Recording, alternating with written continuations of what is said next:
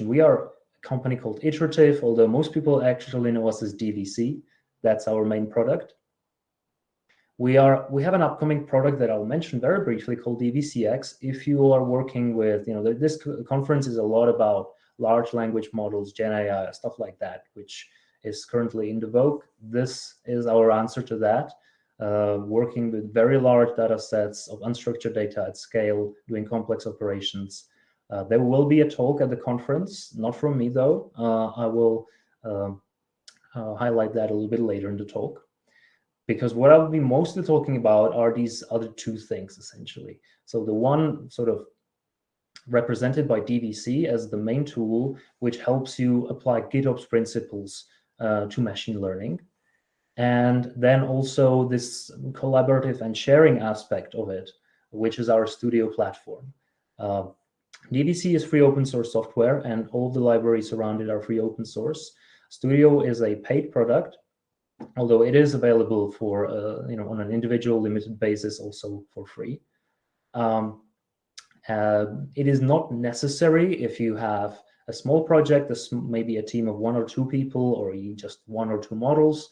You're probably okay with the free open source stuff. If you're doing anything larger in an organization, or if you want to share things with other colleagues who are maybe not as technical, who don't want to work with the command line interface and stuff like that, then this is a great tool to include as well.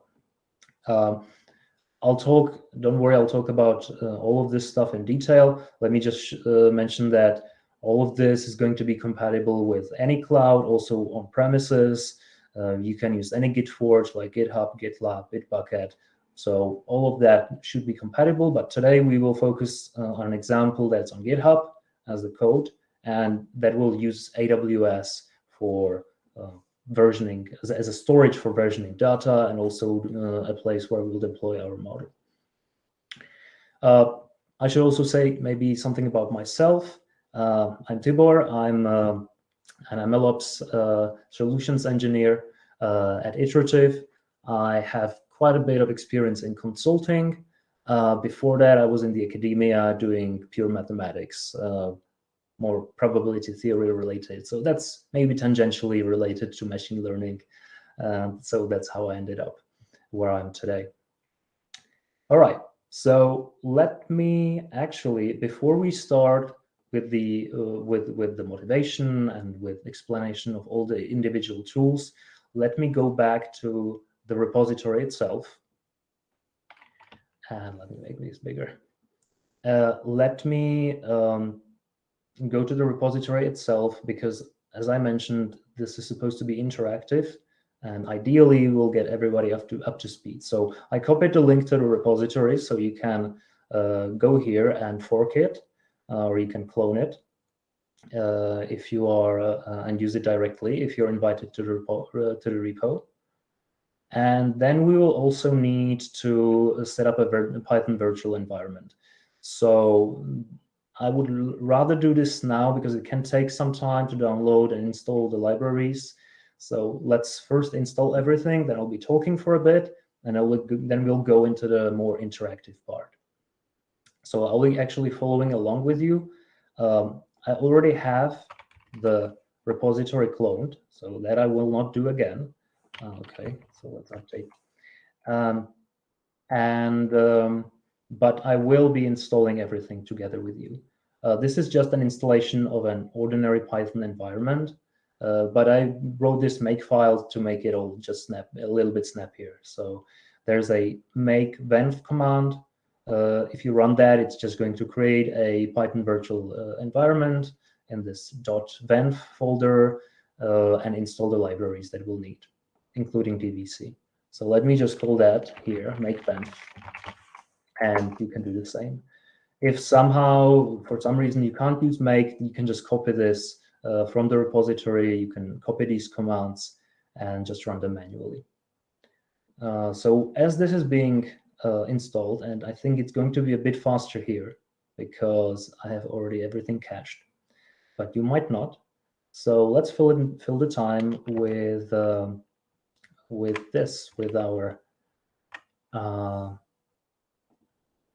with the overview of what we're going to be doing today. So first of all, okay, GitOps, why GitOps in the first place? Why would you want to use GitOps in your machine learning? So, GitOps in general, I would say this sentence kind of summarizes why GitOps is useful as best as one sentence can. So you use the Git repository as the single source of truth for everything that you do, ideally, right? So obviously you have your code there, but you want to you want to concentrate as much information as you can in the Git repo, because it will help you make things, for example, a lot more reproducible, because everything is right there.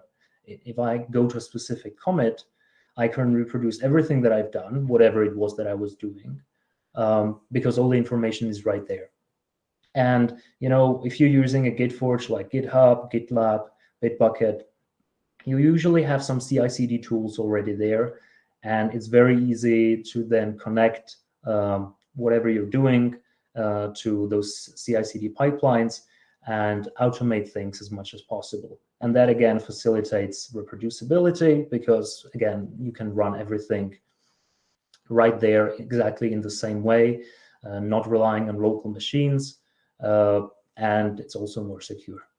So, all right, so let's say that we agree that GitOps is a good idea for machine learning. So how do we go about that? So if we just have code, that's easy. We have Git, that's solved. You can use GitOps. If you have infrastructure, and that's kind of maybe going to the evolution of GitOps, then you use infrastructure as code tools like Terraform, right?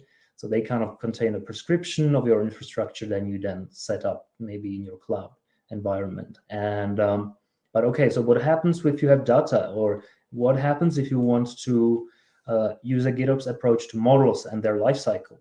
So this is exactly what we're going to look at today. And we're going to use the DBC ecosystem. So it's DBC and related libraries and tools, which you can sort of imagine as a mix of Terraform and Git for data and models. So it is like Git in the sense that a lot of the logic behind DBC is very similar to how Git operates. It does not replace Git, it rather interacts with it, as we'll see. And it is like Terraform in that it allows you to take something that is not code and sort of turn it into code, or at least tightly couple it to code, so that you can use a GitOps approach. All right, so that's that. Let me just outline the plan for the workshop, what we'll do.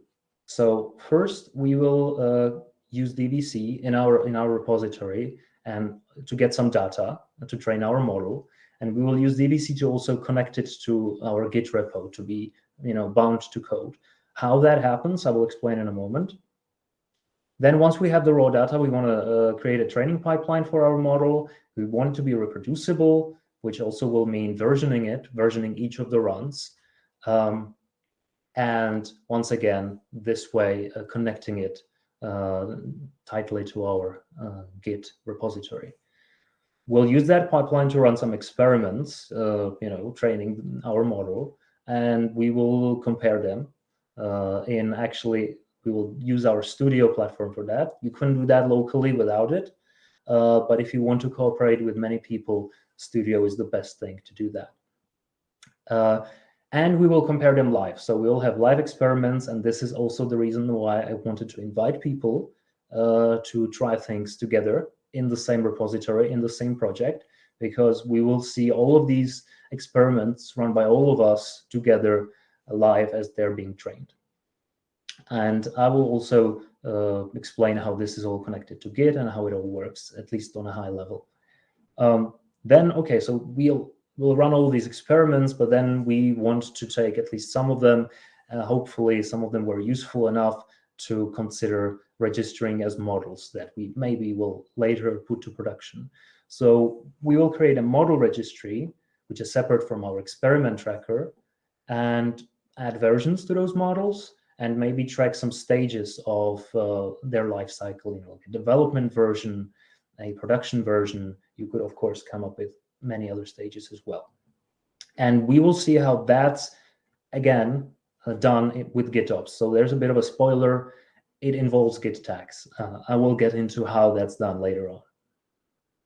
Now, if we have that, and if there is that connection to the Git repo, we will also see how we can use it to connect the actions in the model registry to a continuous deployment pipeline. And finally, we'll actually deploy the model, and so that you believe me that it's deployed, we will run some inference on that. The last two steps will depend on using our AWS account, which means setting up credentials and things like that. So those will not be interactive, unfortunately, anymore. But everything up to that will be something that you can do together with me.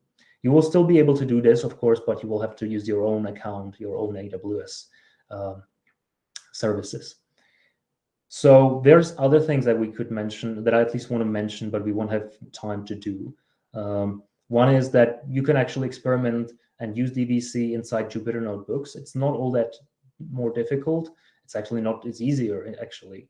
But since this is an MLOps conference, I feel like everybody hates Jupyter as long as you're talking to MLOps people. So we're not going to go that route. It's good for data scientists. It's great for prototyping, but it won't be something that we'll look at today in detail.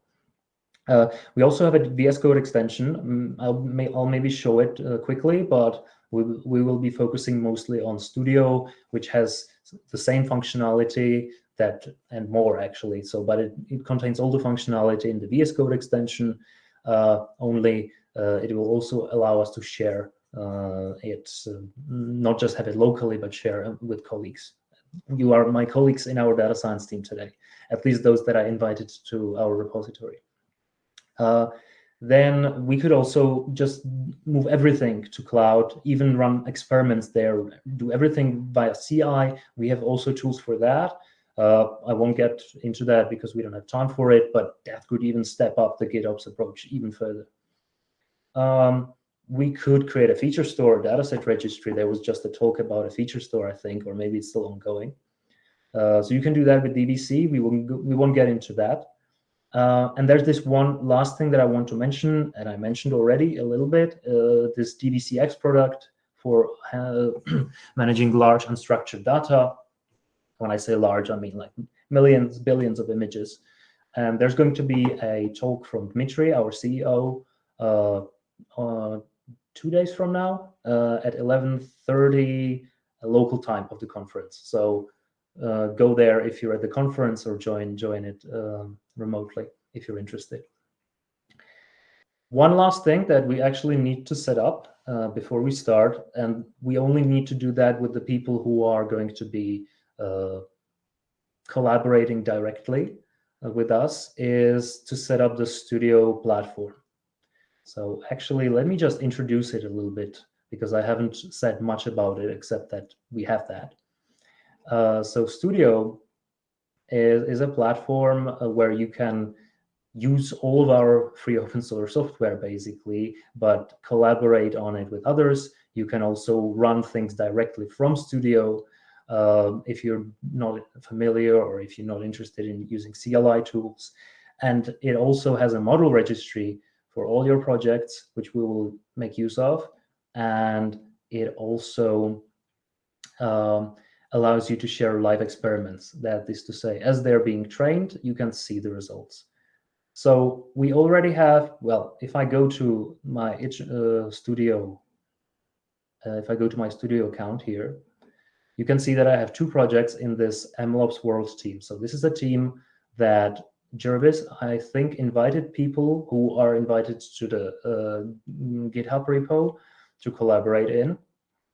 So everyone who's in will be able to participate. For the rest, you can, first of all, there's going to be, this project is going to be public. So you should be able to also access this. Maybe Jervis can copy a link to this to the chat. Or you can set up your own projects. You can create an account. Actually, let me log out for a second. And you can just sign in. If you use GitHub, and you can just use that, that's the easiest way. Or you can just sign up directly, using your email. I'll just do it now. Or you can just decide not to use Studio if you're doing things individually. That's also possible, but some of the functionality will be it will be available using the CLI, but I will not be showing that at the during the workshop today. So let me just jump here into the MLOps World team. By the way, everybody who's invited, please also do that. But you don't actually need it right away, but you will need that. And let us do one more thing here. We'll go to the profile. And here, if we scroll down to the Studio Access token, let me actually delete this because you won't have it yet. And click on Generate New Token. This will generate it, and then you just copy it here. And if you have all that, by the way, this entire, these steps are also covered in the README in the repository. So if I go too fast, you can always have a look at this README markdown file in the repo that you hopefully, at least some people just cloned. And then you can copy the Studio Access token and then configure DVC to use it. Now, the reason we're doing this is to allow DVC to share metrics from experiments as they are being trained. So this is the collaborative aspect, and we will just set it up. So let me just rewrite this instead of copying it. DVC, actually, one more thing, sorry. We need to activate our virtual environment. Yeah, so about the credentials, S3 credentials, those you will not actually be needing in the end. I left there the makefile for myself because I will need that to push things to a remote, DVC remote, basically to S3. I will explain that in a moment, so that we can then deploy the model. But for the collaborative stuff that we'll do together, you don't actually need them. So you can ignore that S3 credential stuff for the moment. I'll just go through it quickly when I set it up, but you don't have to do it. And you don't actually have the environmental file with the credentials, so you won't be able to.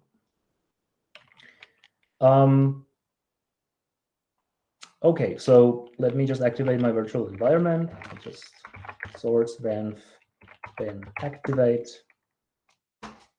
And now that I have DVC up and running, I will configure it to connect to our studio project.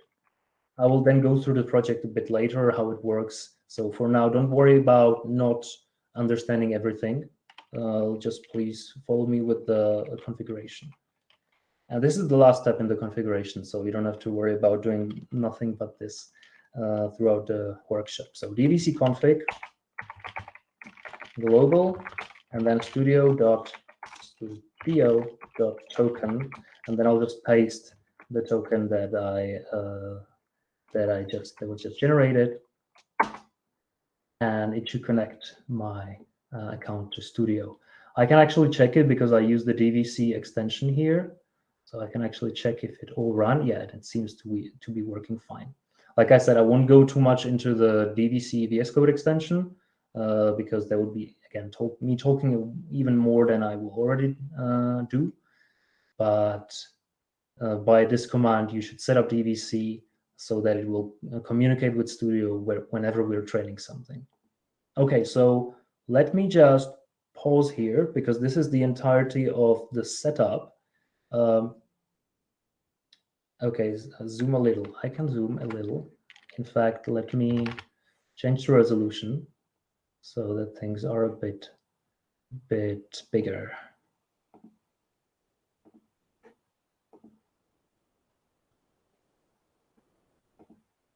Okay, so now let me know if it's better actually. Oh, this is something I'll keep on the side. These are my notes so that I don't forget anything about the talk. Is this better now? Please let me know. I'll open it here. A bit hard to read the text. Yeah, Conda, I think the only step needed based on the README is pip install. Let me know if I missed that step. No, yeah, that's correct. Yeah, if you use Conda, you really just need to install the requirements. And if you then jump into your Conda environment, it's going to work fine. So hopefully things are a bit easier to read now. So as I mentioned, if there are any steps that were too quick, you can have a look at the README here, or you can ask in the chat, and I think that Jervis can help with that. Is it still too hard to read? Okay, let me maybe make this bigger, even like this, or I can make it even bigger than that. Oh, this is a bit too big, I think. Maybe this. So hopefully now things are big enough. And we're ready to actually start. The first thing that we need to do is to get some data. But let me first actually explain briefly. The screen share is frozen. Okay, let me actually stop sharing and refresh. All right. Let me do this again.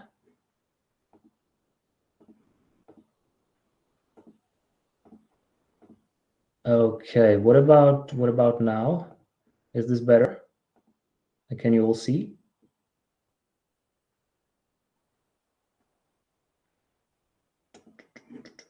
Check the, yes, it's better. Okay, great. Okay, so sorry about that. So now we're at a point where we can actually start working on the project. And the first thing that we'll need to do is to get some data. So let's maybe just run a command first, and then I'll explain what's going on, what just happened. So we have in our README file, we have this command dvc import, and then there's a URL, some path, and another path. So for now, let's just all copy this. And as we run it, I will explain what it just did. Copy this and run this command. I'm not sure if you see this. I'll move it away. Okay. So now something's happening. Something's being downloaded. And we'll actually see some new data coming in. So what's just happened is that we use DVC to import data from our remote dataset registry. I won't go into detail about how you set up the registry. It's actually not that difficult, but it contains the data that we'll be using as raw data for our datasets. Raw data for our work. And if I go into it, you see that there are a bunch of things here. So there are the pool data here. We have images. If I look at some of them, these are just images, satellite images of swimming pools in a city. You know, it's from Brazil, I think, all of these. We have masks, which will tell us where the swimming pools are for training. You won't see much here because it's zeros and ones. So you'd have to have a very good eyesight to differentiate the shade. And we have, more importantly, or most importantly perhaps, we have this pool data.dvc file. Now this may sound or look like gibberish, but the important thing here is to notice that there's this hash at the top of the file. And what this hash does is it uniquely identifies the data set for DVC. So this works exactly the same way that if you have Git, you version your code, and you have hashes of a specific commit. So here you have also, or any file really, and here you have hashes for the pool data set that we'll be using. Let me jump one more time and one last time into the slides so I can explain how DVC actually does this and what it does with this. So normally you would have something like, you have code, you version it with Git, you have some Git cache, and then you push it to, let's say, GitHub in our case. And if you want to retrieve it from there, you use Git pull. But what happens if you have a larger data set like this one? You have a 10 gigabyte data set. You can't really push it to GitHub. You could theoretically use Git large file storage, but it has its limitations. So you really don't want to do that on a regular basis. So what you would do normally is maybe you would just upload it to S3 and then try to create a link to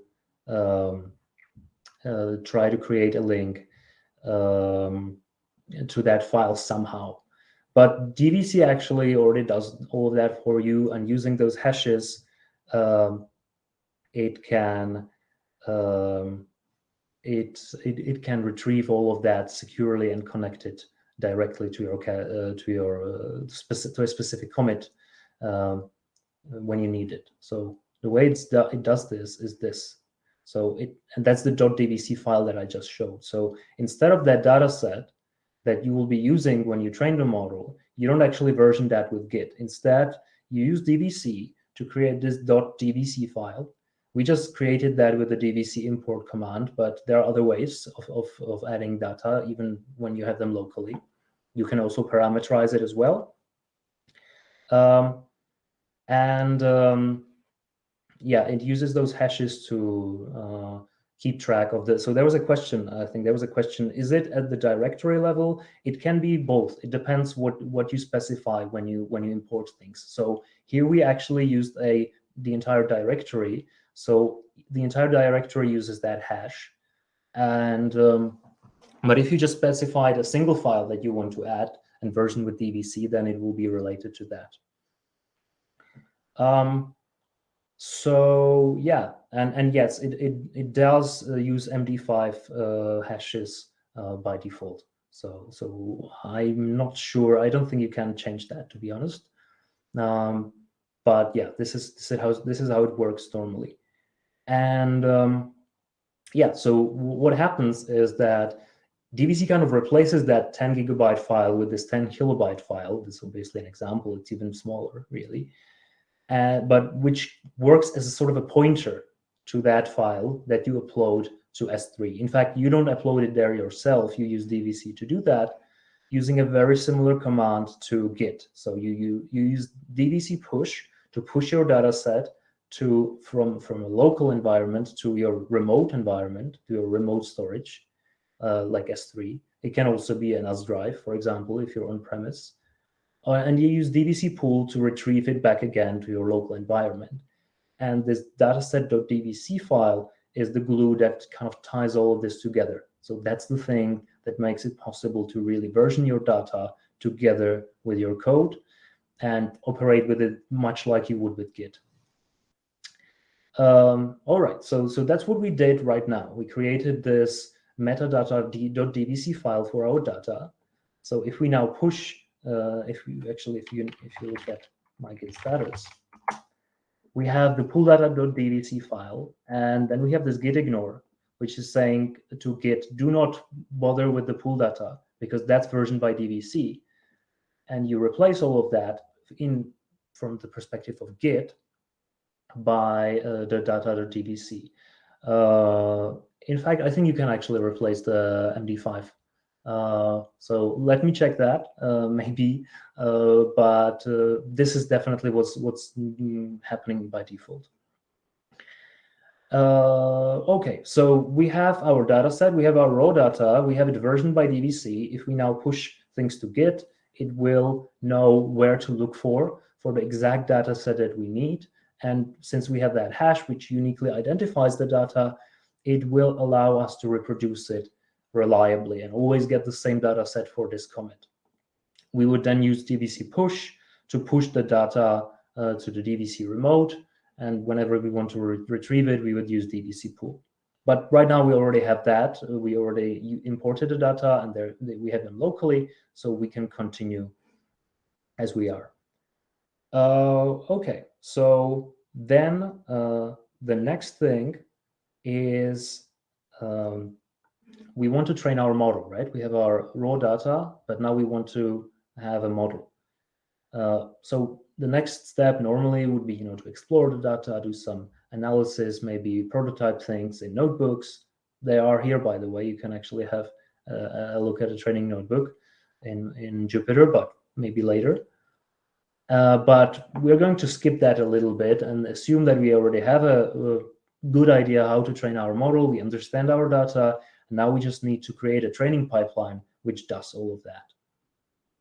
So let me just go very briefly through these 3 scripts that we already have, which are going to together consist, well, our training pipeline is going to consist of all of those.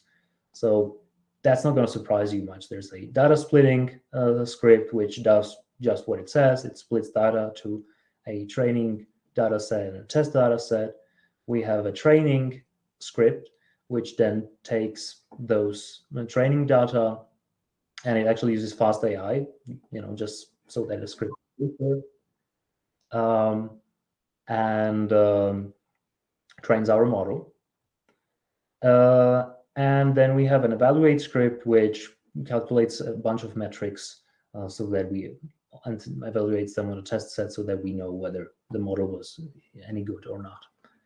Okay, but now we want to run them, and we want to run them ideally in a reproducible way.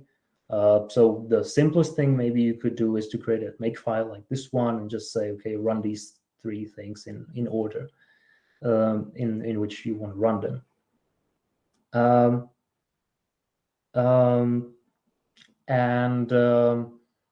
Then you could be a bit more ambitious, and instead of that, use maybe Airflow, which is going to be a lot more work. But instead, what we're going to do here is we're going to use these GDC pipelines. So this is something that you define in a file like this. It's a YAML file called dvc.yaml. And as you can see, we define some stages. For every stage, there's a command, what should even run in that stage. There are some dependencies, outputs, and you can parameterize the stage. So it looks quite lightweight, especially compared to something like Airflow. It is lightweight, and it has some advantages also in that it is, again, it has GitOps in mind when it was developed. It had GitOps in mind when it was developed. And so all of the stages, all of that's going to happen here is going to be versioned once again. In a moment, I'll explain how. Let me just go through. Let me just go through the stages a little bit more. So there's the parameters. They are defined here in the params.yaml file, where for every stage you can just define what the parameters are, and then you can use those parameters in your scripts. So here, for example, we have a base learning rate, number of epochs for our training, size of the image to be used, or the architecture of the neural network that we'll use to train it on. But those can be in anything really. And those parameters are listed here for each stage as a type of dependency. Now, the difference here between maybe a pipeline where you have dependencies based on stages, so that, for example, the train stage depends on the data split stage. Here we define our dependencies by the outputs or just in general files that serve as dependencies of a stage. So for example, here we can see that in the data split stage, we have these 2 outputs, the train data and the test data. And we use the train data as the dependency of the training stage.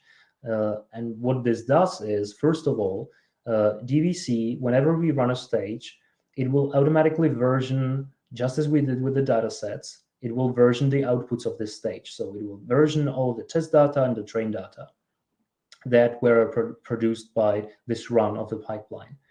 And it also looks at the dependencies of each stage and checks whether they changed or not. If they didn't change from the last run, maybe we rerun it a couple of times, then it doesn't even bother redoing that stage at all, because it knows that it will be exactly the same. Since the pipeline is fully reproducible, all of these data are versioned, they're uniquely identified by their hash, whether it's a script that's versioned by Git, or whether it's a data set that's versioned by DVC. DVC keeps track of all of that and can skip a stage if there's no reason to rerun it. I will show that in a moment. But now I think it's actually a good time to start experimenting. And after we're done with that, I'll go through the outputs of that experimentation, which is actually outputs of all of these pipelines that we're going to run, and explain how all of that works. So for now, you can just think of this as a lightweight pipelining tool, which specifies dependencies of stages, not on previous stages, but on their outputs or just any data. So what we're going to do is actually also described here in the README file. It's quite simple. We're actually going to run the dvcx run. Let me actually do the run first myself, because I want to show you something, and then we can actually let everybody do that. And I would actually encourage you to do it, because we will be able to observe it all of us live as it's being trained. So let me just jump into our MLOps work team and to our project. And it looks like someone's already been playing with this. No, these are actually previous experiments. Okay, so that's fine, but we're going to create new ones. So let me run an experiment by this command, dvcx run. What this command does, it actually runs what is described in this pipeline. So basically, it will run all of these scripts using the parameters mentioned here, and it will create a DVC experiment. I will then talk a little bit about what the DVC experiment is and how it works, but let me just run it now. So now it's reproducing everything, and it's running the stages. It's running the data split stage. Now the stage is done. It's running the training stage, and it's going to go through all of the epochs. I think we have, let me see, we have 8 epochs, so it's going to do the 8 epochs. Now, since we connected our model, we connected our local environment to the studio, you can see that the experiments are being tracked live. And now it looks that actually people are participating, which is great. You can try to change the params.yaml file also if you want to, so that we don't all have exactly the same experiments. And if I actually look at this in Studio in the project, first of all, we can see that it's being updated. So somebody's much faster than me here. I'm at the second step, and I'm now at the third one. I can actually see the training live, so for example, we have the evaluation loss here. We're at the third step, and now we're at the fourth one, and we can see how that's being updated. And the same goes for all the other experiments from all the other people who joined, among the, I think, about 20 people who started the project, who were invited to the project. So we have experiments from everyone here. So for example, here we got Andrzej Zera. Sorry if I mispronounced the name.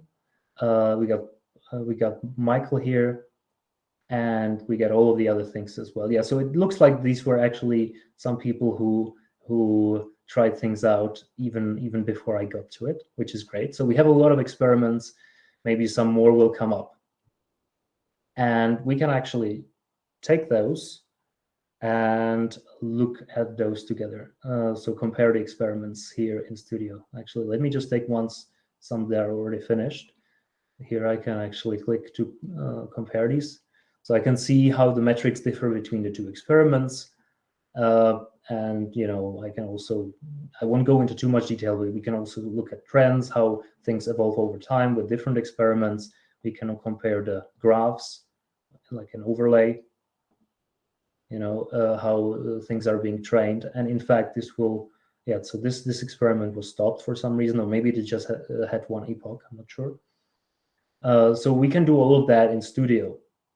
And you can do that locally, by the way. You can do all of this locally, but you won't be able to collaborate. You will only see your experiments on your machine. You can use the VS Code extension to have very similar visualization, but you won't be able to collaborate with others. Now, there are some questions. So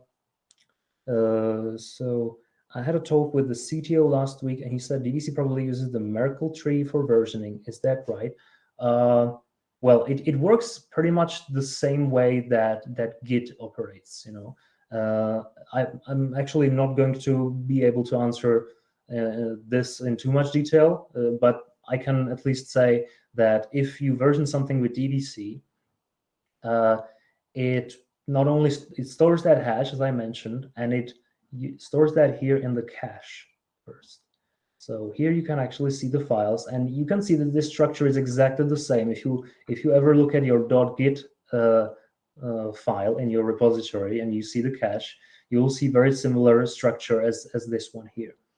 And here you have the versioned stuff, which corresponds to the hashes that we have, and it will be versioned exactly the same way.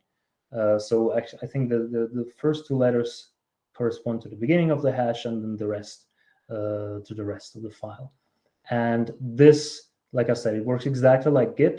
And the advantage of that is that if you use the same file in multiple commits, for example, you push it to your remote, then if you use it in a different commit again, and it's exactly the same file, then there are no redundant copies. So on your remote, much like with Git, DVC is smart enough to just locate the file that's already there because it has the hashes for that. And it realizes, okay, well, this that you just created is already there, so I'm not going to push it to remote again. I'm just going to refer to it, and therefore, you can always fetch it again. Which also means that if you have a lot of stuff that you version, but you don't change it too much, you still need to upload it for the first time. But then, as you work with the same data more and more, all of the stuff becomes a lot faster because you don't need to keep pushing the stuff that's already there. I don't know if that answers the question enough, but maybe we can talk about it later. There's another question. Any lessons learned trying to combine DVC with Spark processing or Databricks and data lakes in general? Yeah, so this is actually something we're currently working on actively together with Databricks, as it happens. If you go to our documentation, you can actually use look at some integrations with Databricks, and there's a little bit about this in the docs. There are some limitations, chiefly because of how Databricks works, and it doesn't really allow you to access, unfortunately, doesn't allow you to access the Git repository directly. I'm not sure why it works like that, but that's just how it is. And this is also something that we want to kind of improve in our cooperation with them. But right now, there are some ways that you can make it work together. There are some workarounds. So, if you're interested in that, please have a look at the docs of Databricks integration. We will be updating them as that collaboration continues. Okay, so we go. So we're getting more and more experiments here. That's great.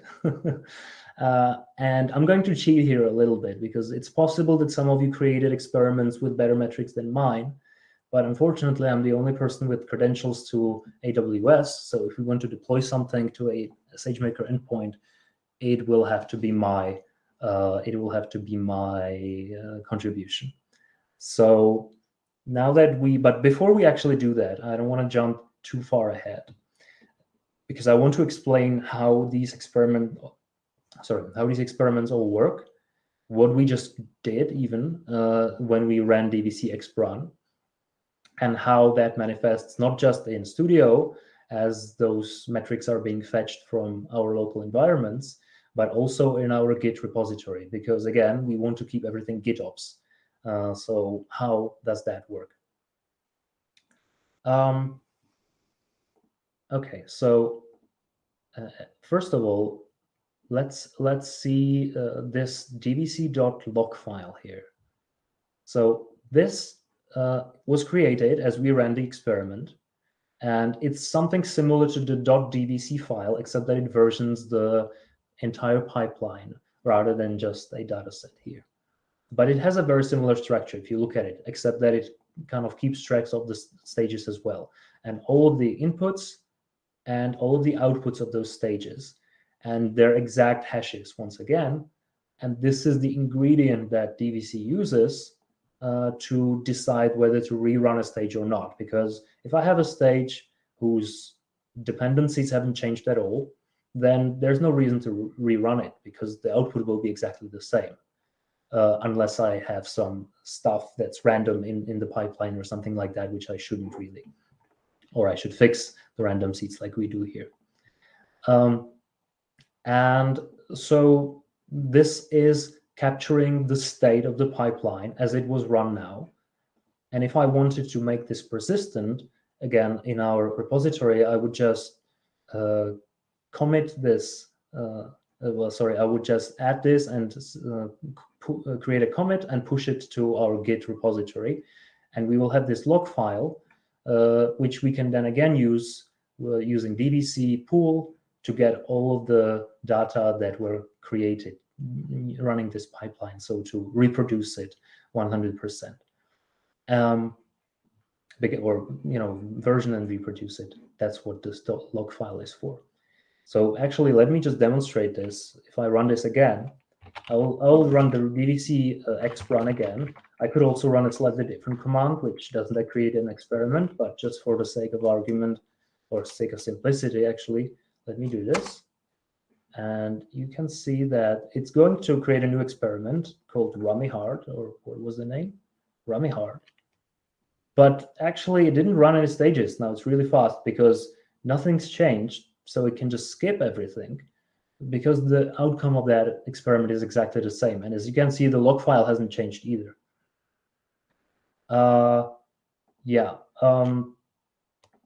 So that's this file. And this is what creates the versioning aspect of DVC pipelines. And the reproducibility of them. And through this dvc.log file, we have it again all connected to Git. Now there's a few more things that happened, and there's this dvc.yaml file here that we had our stages in, but now it creates something, and now it contains something else, and we didn't actually create this. There's this there's more information about the plots, metrics, parameters, and where they are stored, and also an artifact. This will be our model artifact. So where did this all come from? And the answer to that is, I also realized there are some questions, but I'll get to them in a second. So the answer to this is if we actually go to our scripts, and let me just go to the train script because with the evaluate script, it's going to be almost the same. At the beginning here, we import this DVC live library, and specifically this live object. We also import this callback, which I'll mention also. And this is a library that kind of serves two purposes. First of all, it's a Python library that allows you to basically edit this file and thus version the products of those pipelines as, for example, metrics, plots, or artifacts that you want to keep track of in your pipeline. And the DVC live library allows you to do this in your Python code. But why is it called live? And the reason for that is actually maybe now here best hidden in the way we call the callback, but you could also run it differently. It allows us to create live updates of metrics. And this is exactly what is the magic behind the live updating experiments in Studio that we had. Now, this works without Studio, but you will only have the live updating locally. If you have Studio, then, and with that token that we put in at the beginning, we also managed to share this with our colleagues, with the rest of the people at the workshop, basically. I won't get into too much detail of the syntax of the DVC live. Let me just say that it's, if you're used to something like SageMaker experiments or MLflow, it works very similarly. So you have this live context here, and inside of it, we call methods like log artifact, log image, log param, log metrics, etc. We fill in the content of those. And what live does, it actually edits this .yaml file. And then, since DVC is connected to Studio, it passes all of that information to Studio as well. And all of this is happening as the scripts are running. So that's why we get these constant updates. Here we're using the DVC live callback. It's a callback specifically for fast AI, but we have them for many frameworks.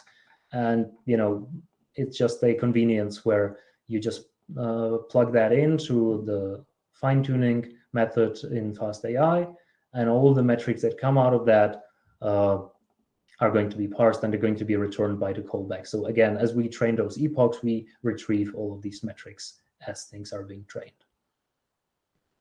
Okay, so let me maybe now pause and go to the questions. So can I use Artifactory as my artifact store with DVC pointing to Artifactory? I think it might be possible, but essentially DVC just needs a storage. And there are many ways that you can connect to it. There are actually guides we have. I think it's in the Get Started. I think it's going to be in the user guide. So you can use any of the major clouds. You can use a NAS drive. You can use anything that you can connect with SSH to. You can use something like Minio. I haven't tried it with Artifactory, to be honest, but the Artifactory is going to use some storage itself. So you can just use the same storage if you want to. And it's going to communicate with that. So I think it should be, in principle, possible. Let me just see where it is here. Okay, SSH maybe. Yeah, so for example, here's remote storage. So here are all the options that we have for basically turning a drive somewhere, a storage, into a DVC remote. So you can have a look at those and see if any of those can work for your use case. Some errors are happening for some users. Yeah, sorry about that. I guess we can have a look at that. Maybe, I don't know if there are any specifics. Let me check. Some of you are not granted access. Yeah, that's right. So what Jervis mentioned, not everybody actually has access. It's only like the 21st people who are the fastest. Git username and email must be configured. Oh, yes. So this is actually something that you should do if you don't have a global setup for your username and email in Git. This is not specific to DVC. It's just something that you should set up in Git. You can just use git config, username and email. So I'll just, you can just do, maybe there's going to be a link. Yeah, there's actually a link on GitHub. So you can actually use this to do that. You would run into problems with many other things. So this is not specific to DVC.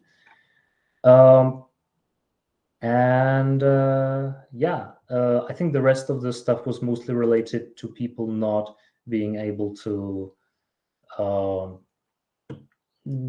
join basically our collaboration because they added their emails a bit later on. I'm sorry about that, but so we're already almost an hour in, and I wanted to get the most of it. So, but as I said, you can set up your own project if you want to, even in Studio. You will be able to do exactly the same thing, but it will just be for you. It won't be shared with others. Okay, so let me just jump back to code. Okay, so let me recap actually one more thing about the experiments. There's some more questions. So let me have a look. Yeah. What does DVC do if one of your stages imports another Python file? Does it calculate the hash for imports? Yes, it does. And if it's actually versioned, it's not going to be versioned by, it depends on how you version. You can version any file actually that you use in your outputs of the stages, either with DVC or with Git. If it's a script, if it's a Python file, then it makes sense to do it with Git. So if it's an output of a stage, you can add, I'd have to look up the syntax honestly, but it's like you specify that it shouldn't be cached by DVC, and it's going to be versioned by Git instead. And you can do that even with the larger data sets if you want to, but usually you won't want DVC to version those. Okay. The only thing that you really need to do is to specify the dependencies of each stage correctly. So if the stage depends on some other data, if your scripts load up something that's actually not captured in the dependencies, then it might look like, or if you have that randomness that I mentioned, then it might look like you have a reproducible pipeline, but it's not reproducible because not all dependencies are captured by the pipeline. But if you do that, then it should all be versioned, it should all the hashes should be captured, and all of that's going to be kind of collected in the DVC log here.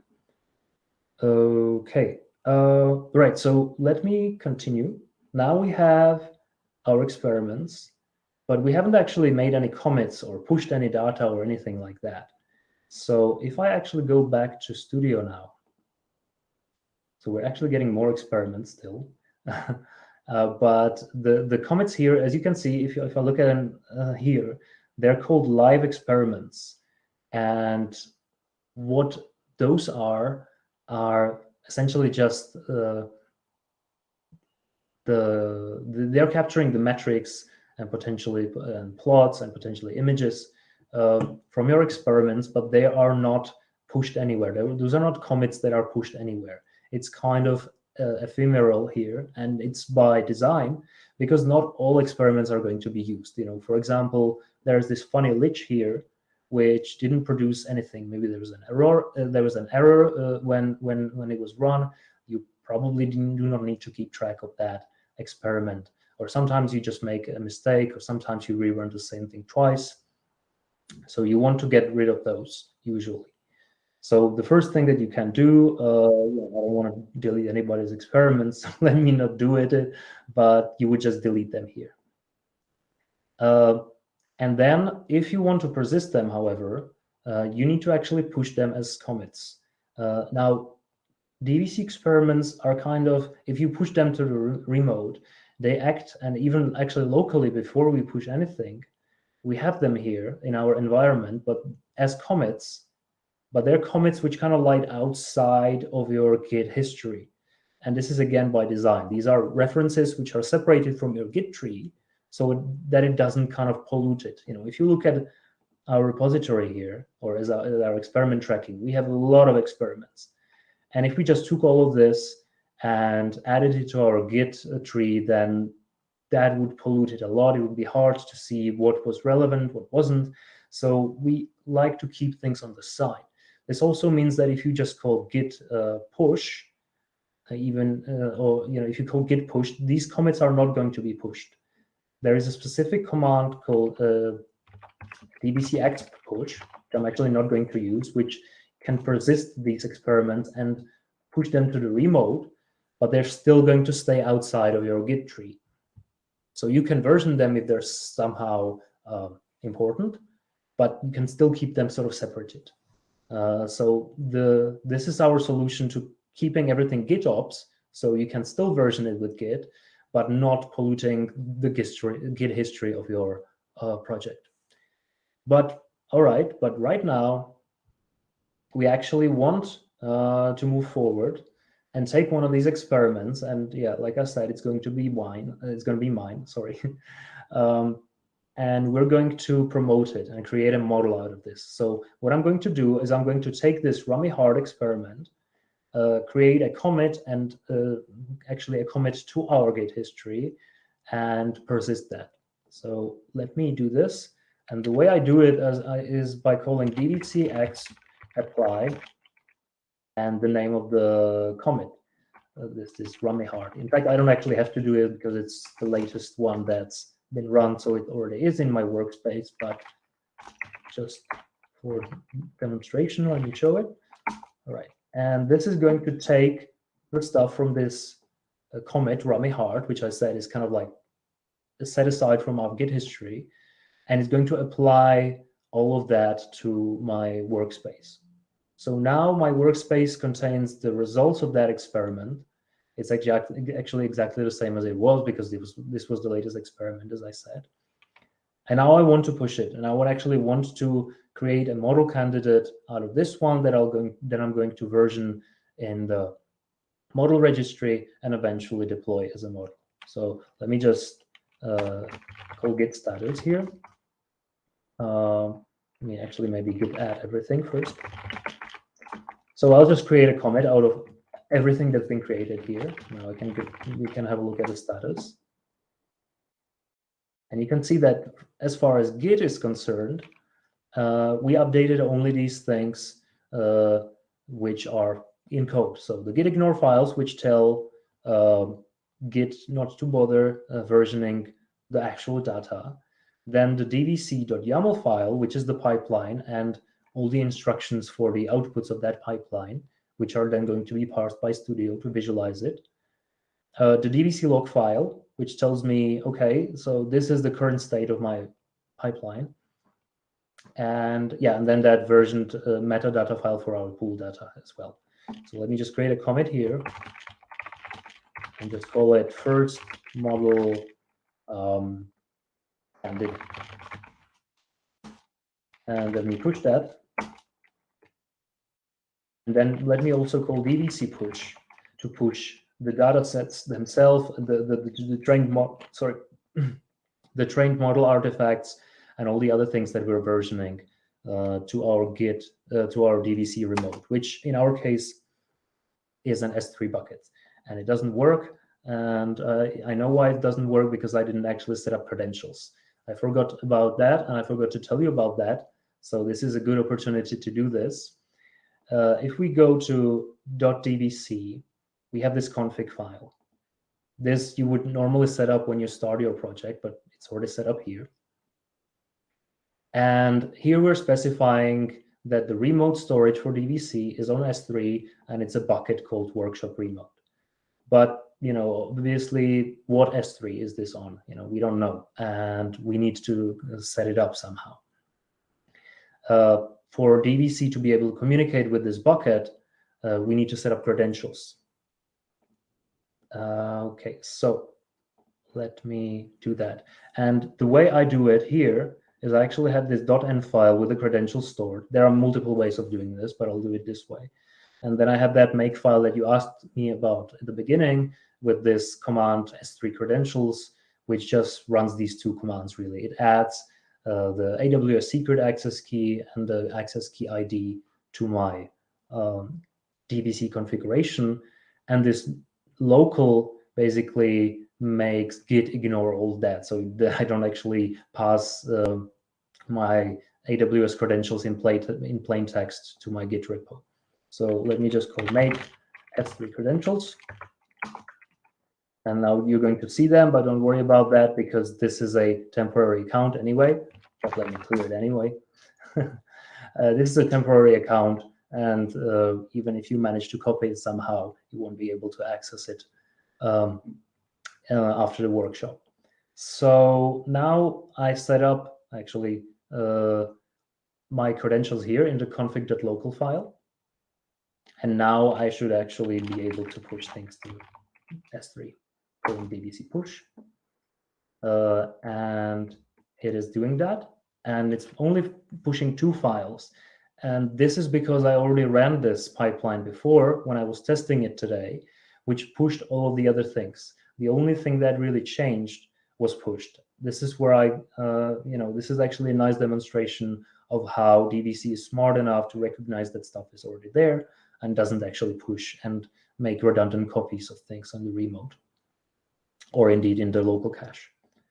So now we have this experiment versioned, so that's great. And we can have a look at the model registry. So if I actually, again, go into our team, MLOps world, and we go to models, we see that we already have one model here from that test project that I was mentioning. And we have the same model, as a matter of fact, but from our current repository added here as well. Now, how does Studio know that this is here? And the answer is exactly here, stored in the dvc.yaml file, where we have the artifacts section and the information about our pool segmentation model. And this, in turn, was created by that dvc live function here. There we go, log artifact.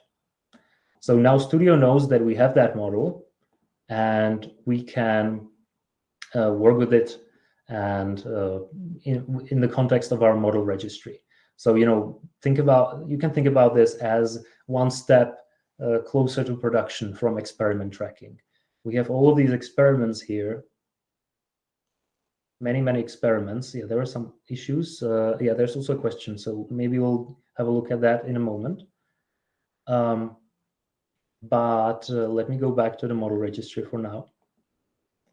And this is already something that's kind of describing a model that we hopefully want to push to production later on. But if I actually open this, it doesn't contain much, right? So there's a description of the model that we put in again in that DVC live function, some labels, all of the stuff that we filled in there. There's a path to the model file, which was also specified in the logging function. But that's about that. So this is not GitOps yet. It's actually not much anything yet. So what we want to do is we want to click here on the register first version. And it's going to ask us to pick a specific commit hash, right? And in fact, it's by default, it's going to offer the latest one that was pushed to the Git history. And in fact, it's also the only one in our repository in this case with a model. So it's just going to pick this one with the first model candidate. I'm going to go for that. We can specify a version name. I guess we can be more conservative and just call it version 001. And we can add a message to it. And then we just click on register version. So great. So now it's going to take a few seconds. And it shows us that we now have in this pool segmentation model from this repository, we have a new version called, it uses semantic versioning. So it's this 001 version. And if I open the details of the model, actually, you can see that there's a lot more than before, right? So we have the metrics, we have parameters, we have plots, we have some images. So where did all of that come from? So as you just saw, we specified a specific commit to denote as our model version. But that commit is also how we version experiments in our experiment tracking. So if we actually go to our project here, sorry, not models, to our project here, you can see that we have this commit called first model candidate, and we have all the metrics and all of this stuff saved here. So the only thing that we now do, or that the model registry now does, is it just picks up information from the experiment tracking. So for this model version, which is just another name for that commit, but one that we can easily keep track of, unlike the commit hash, we have all the information that we need. And of course, if we had more model versions, we could compare them between themselves. Instead of comparing them now, what we want to do is actually create some kind of a life cycle with our model, right? So let me actually signify maybe that the model is in a development stage, and you do it by just assigning stage here, and you can choose any name for a stage. I will call it dev, and again we just pick the model version, a certain message that we can add to it if we want to, or just use the default one and assign the stage. And again, it's going to be assigning a stage here. In a few seconds, now it's there. So it's in the version 001 is in the dev stage for this model. And now you might be thinking, okay, so that's great, but how is this GitOps? And before I answer, let me just add another stage, and then I'll just jump right into that. So let's say that now we've done something with the model. Maybe our colleagues looked at it. Maybe we tested it, stress tested the model in some kind of a test environment. We're skipping some of the steps like that here, and we just assign it to production right away. So I'm just going to assign the same model version to a prod stage, and it's going to do the same thing. And soon enough, we should be seeing that the model was assigned to prod. Yes, so we see it here. Okay, so that's great. But again, how is this GitOps? So one thing is that we connect here in Studio. We specified that the model version 001 is a specific commit. But that's still not GitOps. We want in Git to know that the same information is true. So from our Git repository, we want to see that this and that commit is version 001. And ideally, we would also want to see that, it was assigned to dev or to prod or anything like that. In fact, we will want to keep track of all of the model registry actions that we see here in the history.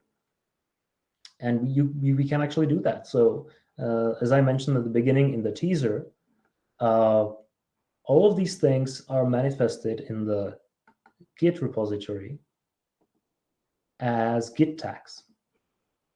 So these tags didn't exist before. A few moments ago, actually 5 minutes ago, there were no tags. And now we have these 3 tags here. So what do they mean? So the first one, you can see that they have a specific syntax. There's a model name. In this case, there's a model version, and then there's just a hash saying it's the first step. And it is connected to a specific commit, and that's exactly the commit that we chose in the model registry as our version 001. So now this tag is essentially capturing the fact that we registered this commit as our version 001. And the other tags do much the same thing. Again, they're attached to the same commit, and they're saying, okay, well then as a second step, I assigned the model to dev, and as a third step, I assigned the model to production.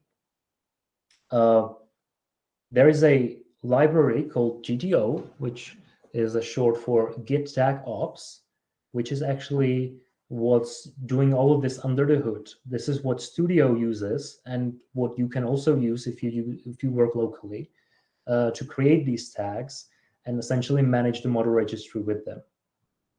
And this also means that if I just delete the project entirely from Studio and then decide to change my mind and re-import it again, then all of that is actually persistent here in my Git repository, and I can recreate the history from here again.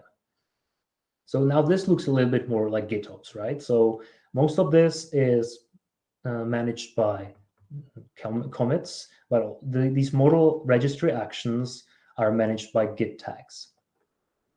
And yeah, you concentrate. The important thing is that you concentrate all of this inside your model registry.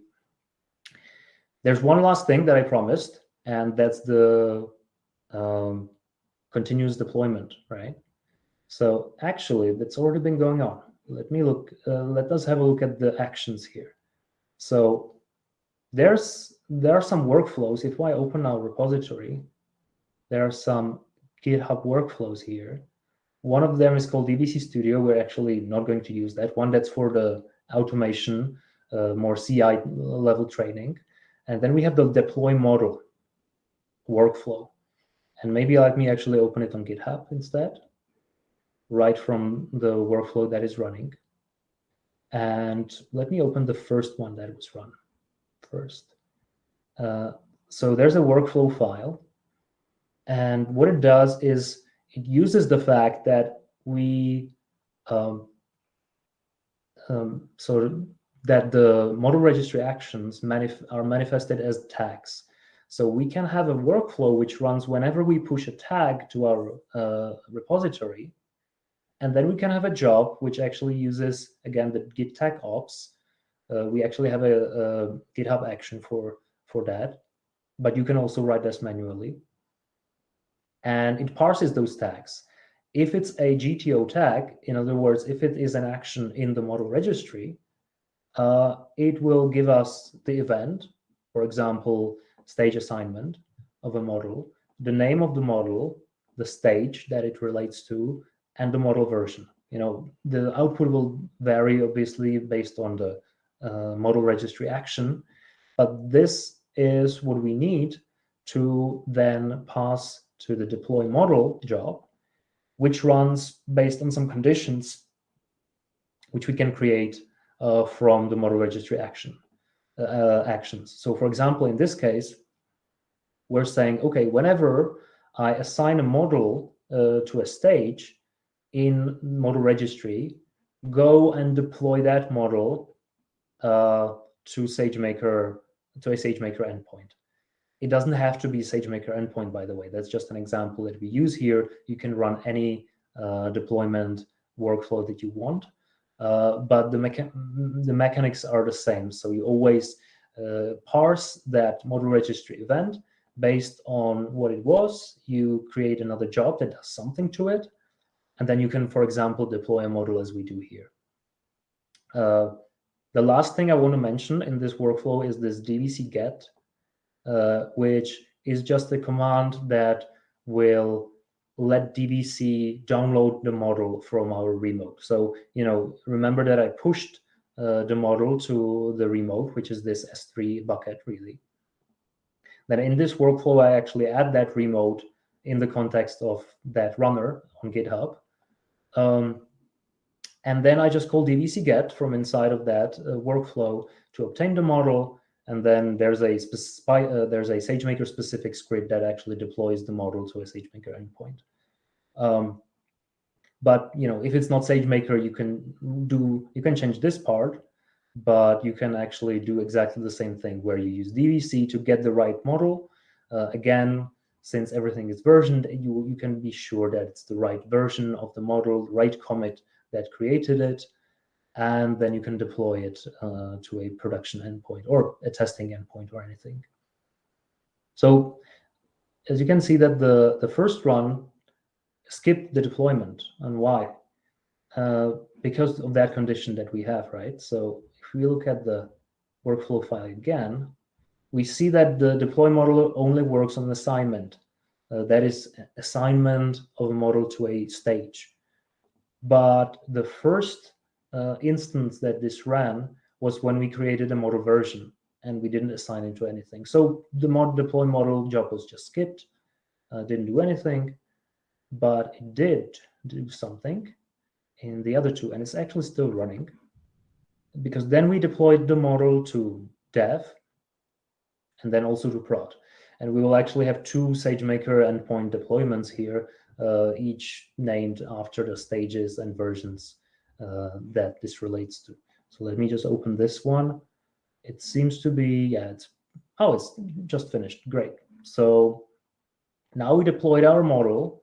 Let me just check the name of the model. It should be, I think, dev. Should be called something like dev version 001. Yes, this is the model name. Let me just copy that, because we now have an endpoint here on AWS. In fact, if I don't even have to refresh it, it's here. So you can see that we have these two. There was one endpoint from before, which I already had here, just in case the deployment doesn't work for some reason. And then we have these two new endpoints that we just created, and we can directly run inference on them. Unfortunately, with SageMaker endpoints, these are not public. So once again, I will be the only one to query these endpoints because I'm the only one with the credentials. So, but let me just show that for demonstration. I have this endpoint prediction notebook here. Let me just fill in the endpoint name with the model that we just deployed. And yeah, the notebook is very simple. It just takes an image from our test data set, and then it uses the Boto 3 client to actually call the SageMaker endpoint. Then we just post-process the output so that it's easy to see for humans. So let me just run this. I think I will just need to select the kernel and run this as well. It's going to take a while because this is a serverless deployment. So the instance, oh, that was quick. I didn't expect this to be that quick. So now we actually called that endpoint from the model that we deployed. And yeah, we have some results.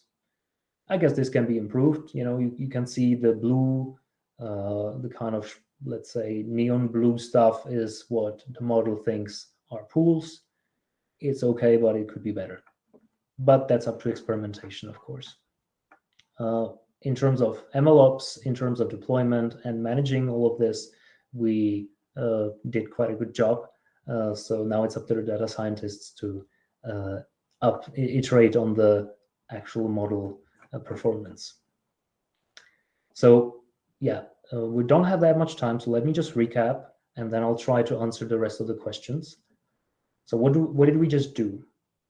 We started with some raw data that we imported with DVC, and we version here. So the raw data are in check. So for every commit, we have a 100% reproducible way to retrieve the raw data for training. So there is no worry that we'll train something on a different data set than we wanted in the first place.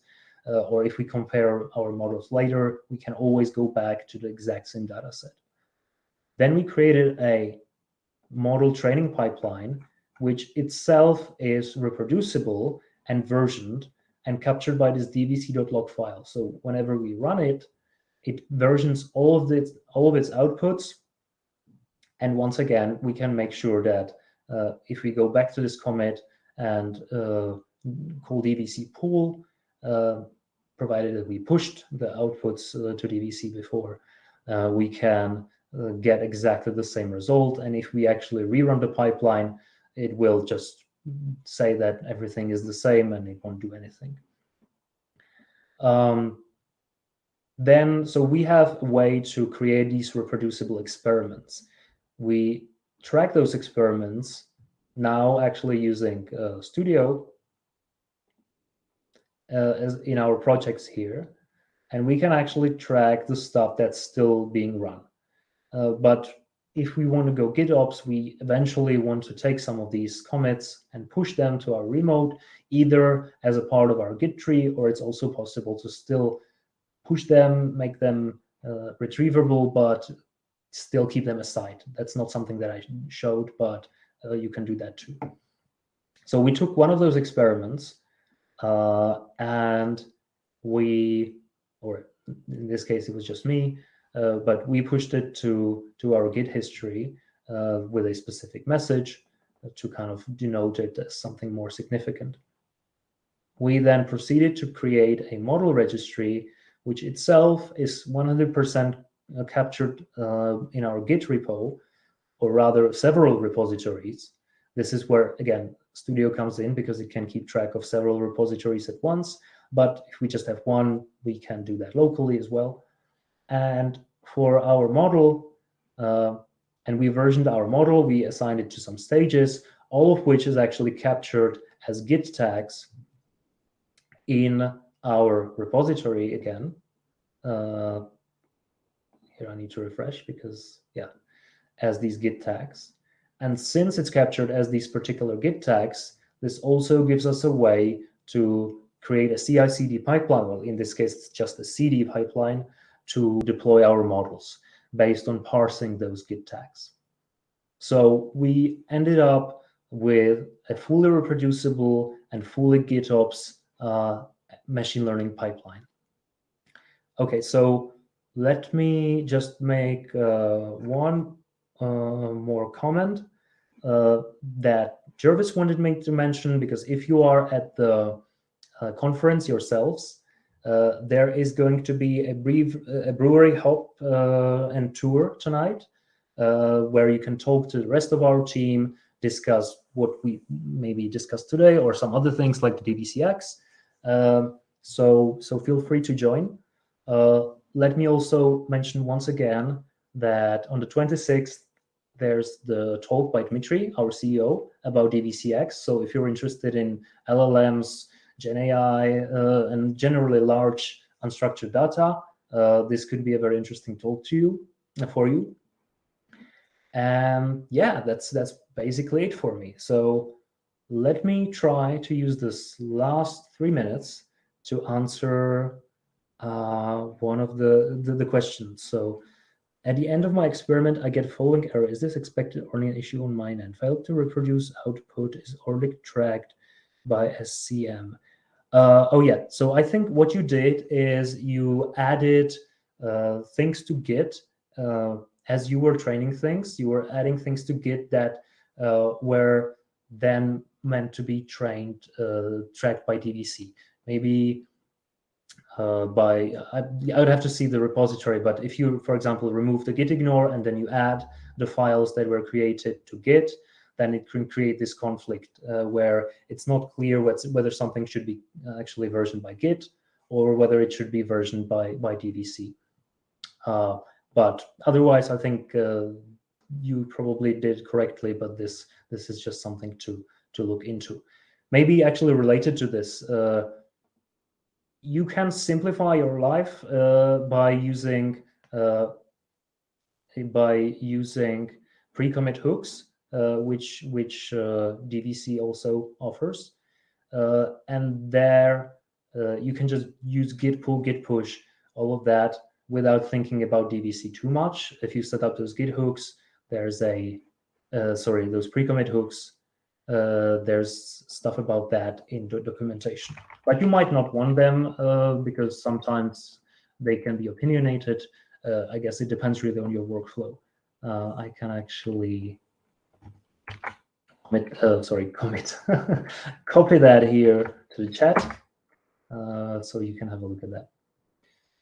Right. So that's it. Are there any other questions? Screen share cut out.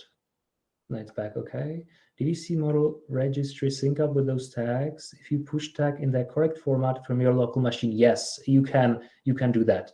You could, if you use git tag ops locally, it can then connect back to the studio, or alternatively, you could even just manually create the tags in the same format, but you probably don't want to because GTO is a free open source software, so you can just use that.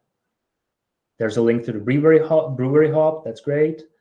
Still a bit unclear what's correct by Git and DVC. Yeah. So you can just maybe go through the workflow again and try it out. But typically, you would version stuff with DVC that is not code and version everything else with Git. Okay, so thank you very much also. And I know you're going to different workshops now and talks, so enjoy the rest of the conference. Thank you. Bye-bye.